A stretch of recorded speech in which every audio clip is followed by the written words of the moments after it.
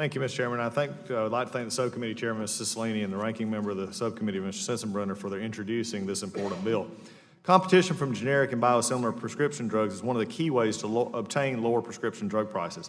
But if before a generic or biosimilar can enter the market, its manufacturer has to gain FDA approval. To do that, the manufacturer has to obtain samples from the branded drug with which it intends to compete, so it can perform tests to show FDA that its product also should be allowed to gain entry to the market. And therein lies the rub. If the branded manufacturer denies the provision of samples, it can delay the competitor's approval and prop up its own high drug cost.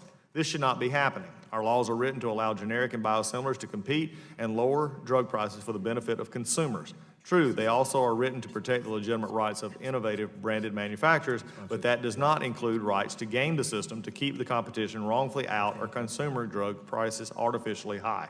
The CREATES Act will prevent this kind of gaming and make sure that the generic and biosimilar manufacturers can gain samples to complete testing and win FDA approval. It does so in a very simple and straightforward way.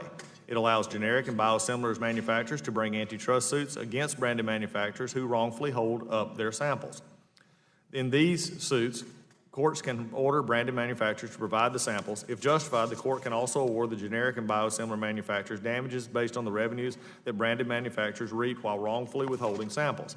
These are the consequences that should make clear to the branded manufacturers from the get-go that there is no benefit to be had from trying to game the system and denying samples. As a result, this legislation should bring this anti-competitive behavior to a grinding halt.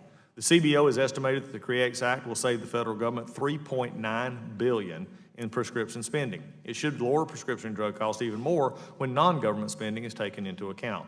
This is strong relief for Americans suffering from a burden of excessively high prescription drug costs. I'm a co-sponsor of this legislation and would urge all of my colleagues to support the bill, and I will yield back the remainder of my time.